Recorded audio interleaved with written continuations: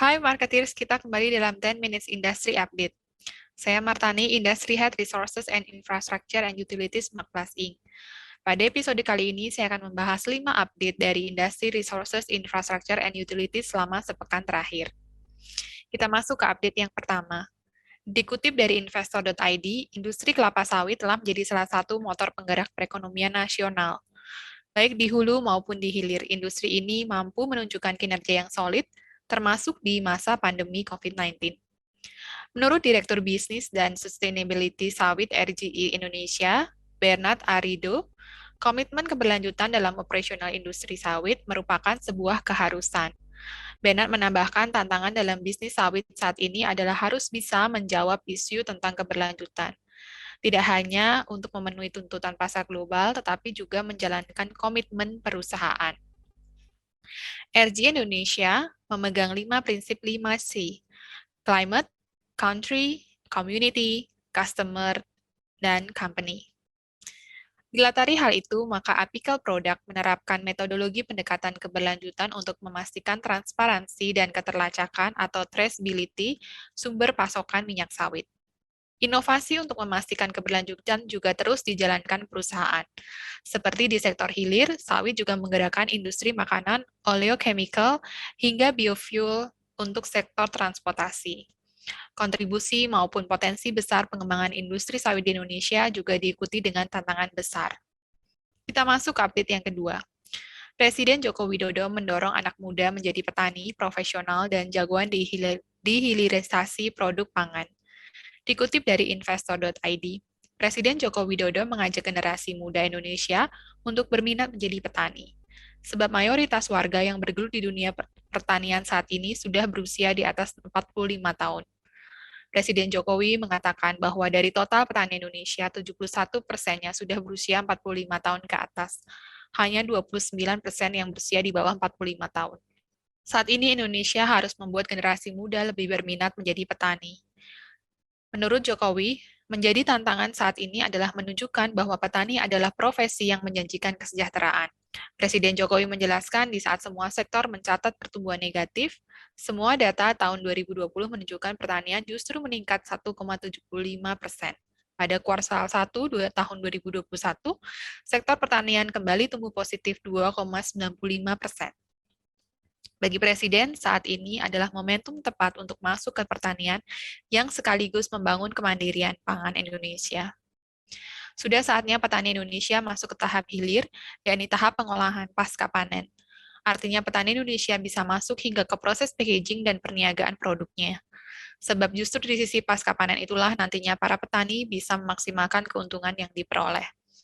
Persaingan antar produk pertanian saat ini sudah terjadi di lintas negara. Sehingga petani Indonesia harus kompetitif dalam keterampilan teknis, harus kompetitif dalam pemanfaatan teknologi, serta kompetitif dalam model bisnis dan manajemen. Kita masuk ke update yang ketiga. Menteri Trenggono bahwa sektor perikanan tumbuh 9,69% di triwulan kedua.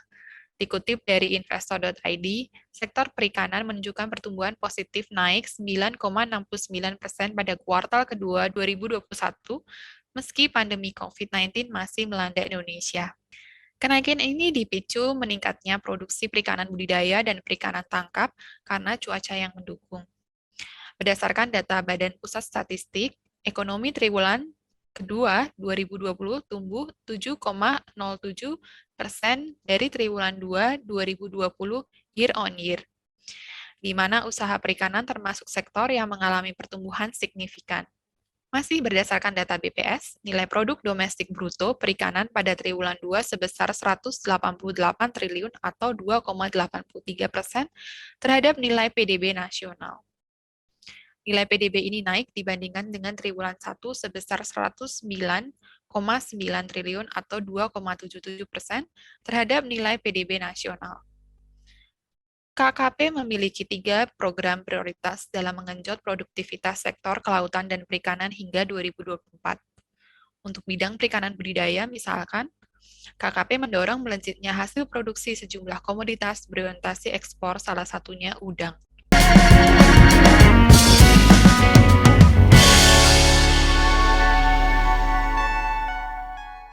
Sari Ayu Putih Langsat Facial Foam, membersihkan dan membantu mengangkat sel kulit mati secara optimal. Sari Ayu, Marta Tilaar. Sari Ayu Putih Langsat Facial Foam, membersihkan dan membantu mengangkat sel kulit mati secara optimal. Sari Ayu, Marta Tilaar.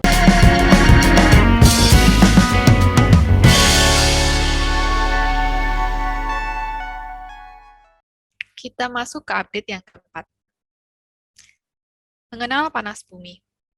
Sumber energi ramah lingkungan yang hemat devisa negara. Dikutip dari kompas.com.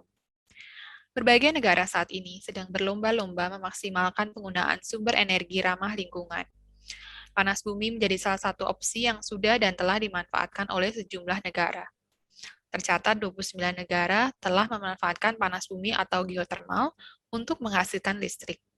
Bahkan saat ini terdapat 5 negara yang sedang mengembangkan infrastruktur energi berbasis geotermal. Bukan tanpa alasan, negara-negara tersebut memilih panas bumi karena selain dapat menghasilkan energi berupa listrik dan mengurangi emisi, juga dapat dioptimalkan sebagai sumber daya energi natural domestik. Berdasarkan perhitungan versi Carbon Neutral Calculator, pengurangan gas rumah kaca dengan penggunaan pembangkit listrik tenaga panas bumi telah mencapai 14,91 juta ton CO2 per tahun. Jumlah itu didapatkan berdasarkan kapasitas pembangkit listrik tenaga panas bumi di Indonesia sebesar 2.130,6 MW. Hingga saat ini, Pertamina Geothermal Energy mengelola 7 proyek dalam kerangka Clean Development Mechanism. 6 diantaranya terdaftar di United Nations Framework Convention on Climate Change. PGE berkontribusi memberikan 34% dari pendapatan bersihnya atau net operating income setiap tahun kepada negara. Kehadiran pembangkit listrik tenaga panas bumi juga mendorong pertumbuhan ekonomi lokal lewat partisipasinya dalam pembangunan daerah. Kontribusi paling utama adalah pembangunan infrastruktur. Kita masuk ke update yang kelima.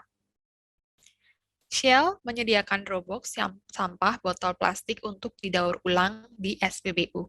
Dikutip dari kontan.co.id, Shell Indonesia menyediakan Dropbox tempat pembuangan sampah botol plastik alias Dropbox di lingkungan SPBU. Langkah ini bertujuan untuk mengajak pelanggan bersama-sama menjadi bagian dalam mengatasi permasalahan limbah plastik di Indonesia. Presiden Direktur dan Country Chair Shell Indonesia Dian Adia Suri mengatakan, fasilitas Dropbox di SPBU Shell ini adalah wujud konkret komitmen Shell untuk meningkatkan kepedulian bersama terhadap alam. Hal ini merupakan salah satu pilar dari strategi perusahaan secara global, yaitu Powering Progress. Dengan penyediaan Dropbox di SPBU Shell, kami ingin mengajak pelanggan untuk berpartisipasi aktif menjadi bagian dari inisiatif pengelolaan sampah plastik yang bertanggung jawab dengan mengadopsi perilaku reduce, reuse, dan recycle, yaitu mengurangi menggunakan ulang dan mendaur ulang sampah plastik. Saat ini Dropbox untuk menampung botol plastik pelanggan telah tersedia di 10 SPBU Shell yang tersebar di DKI Jakarta dan Bandung. Untuk DKI Jakarta, Dropbox dapat dijumpai di Shell TB Simatupang, Shell BSD 2, Shell BSD 4, Shell Antasari 1, dan Shell Gatot Subroto. Sementara itu, Dropbox Shell di wilayah Bandung dapat ditemukan di Shell Kota Parahyangan. Pelanggan SPBU Shell dapat membawa sampah botol plastiknya ke Dropbox yang ada di lokasi SPBU tersebut, yang selanjutnya akan dibawa dan diproses oleh mitra organisasi pengelolaan sampah, Ekosistem, Danone, dan Octopus di fasilitas daur ulang mereka masing-masing. Marketis, demikian 5 update dari Industry Resources, Infrastructure, and Utilities. Jangan lupa like, komen, dan subscribe kanal Marketis di YouTube. Saya Martani beserta segenap tim yang bertugas undur diri. Stay safe, stay healthy.